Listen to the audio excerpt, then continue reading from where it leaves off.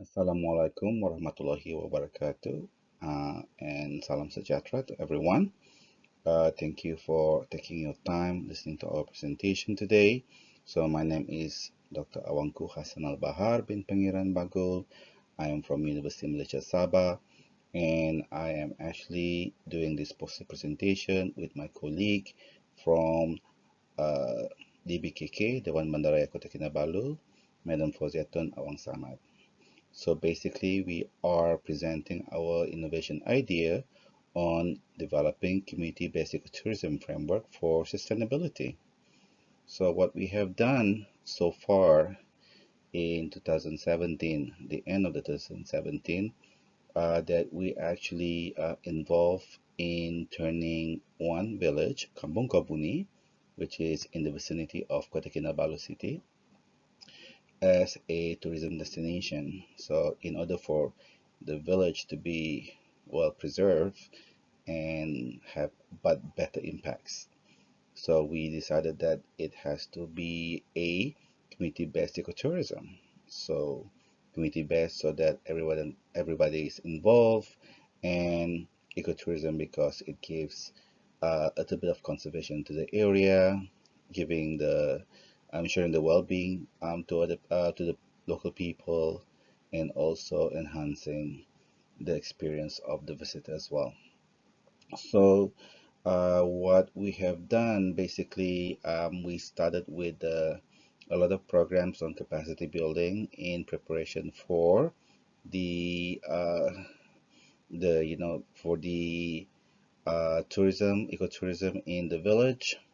And then after that, also the BKK also do a lot of programs for them as well, especially with the homestay and attracting a lot of stakeholders that actually contribute to the beautification and some infrastructure development to the village. So I think this is a great project because it has actually given some very positive impacts to the village. And why this is important to us, it's because that a lot of the community development actually do not met their objective because a lot of them may not be able to be executed properly, and also the output may not be as desirable as it should. So what we have found at the end of the project was there are three impacts. The first one is actually an enhancement in the social economy of the village, which means that we did a survey. I think the first survey that we did, the ones that involve in the tourism uh, actually earn about 150 to 200 per month extra as a secondary income. And the second year that we surveyed is actually going up to 200 to 250 and above. And that's actually quite a good numbers because this is a secondary income. And also that they established with the help of DBKK, the villages established the co-op so that any kind of profits come from the community-based ecotourism goes back to the community in a fair manner. So that's the first impact that we think is actually quite positive. The second one is when we started this project, and a lot of the participants are women, and the women's actually started to become leaders and coordinators and taking a bit more responsibility in operating the ecotourism. So that's actually quite good to us, and also we're very happy to see that too. And we realized that this tourism industry, the community-based ecotourism, actually give them empowerment in a way that they're actually having projects or having small little things that they can execute. Organizers, they can actually work in a structure, and also they're earning incomes too. So women empowerment would be the second positive impact. And the third one would be the enhanced sustainability in the village, where we think that the village becoming more beautiful, more structured, more organized, and also um, we attracted a lot of ideas. For example, that the villagers wanted to do an organic gardens so that they can provide organic food to the tourists. So this is like a concept of a farm to table kind of concept. So these are basically the three impacts that we think that had happened. So this is actually quite a good output for this project. So what happened was is because the experience of this um, project from 2017, the end of 2017 until 2021, so DBKK actually able to come up with a framework on how to do community-based ecotourism that actually will have an output for sustainability.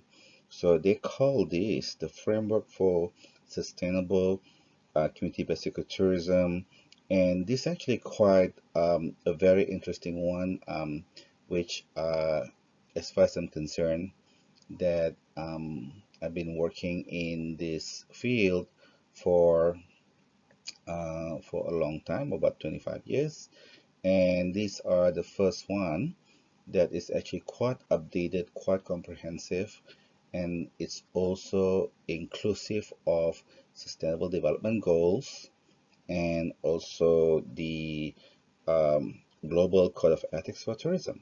So these are very updated, very comprehensive ones too. So why this framework is valuable?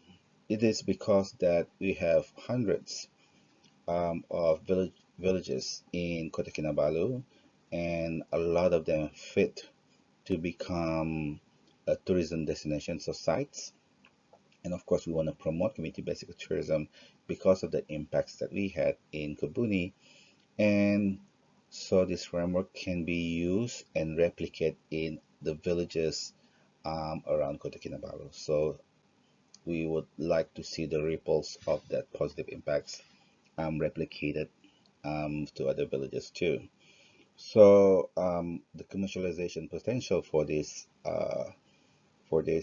framework is that definitely every stage of the framework we can do a training, and of course in terms of capacity building, which is very essential in ensuring the output are positive, and also the training can be basically digitalized. So these are actually very kind of like important to not just the villages, but it's also for the consultants, the NGOs as well. And of course, with the framework being replicated in other villages as well, so it actually um, created a commercial demands for like services like tour operators or tour services, guides, dancers, and also products like souvenirs, homestay food, and beverages. So so far, I think I'm very happy to say that this project has been awarded in ICA, which is the Academic Industry Collaboration Award in 2018 by UMS. And also the village is also awarded as a Desa Lestari, and at the state level in 2019, and most recently is this year that is been featured in one of our projects also, which is the recovery in cultural tourism funded by Australian ASEAN uh, Council. This is from the Department of Foreign Trade and Affairs, Australia, and this is basically led by the James Cook University in Australia and partnered with Universiti Malaysia Sabah. So again, thank you very much for your attentions. I do hope that you can see the value in the framework that we have developed with DBKK. So thank you for listening. Assalamualaikum warahmatullahi wabarakatuh, and salam sejahtera.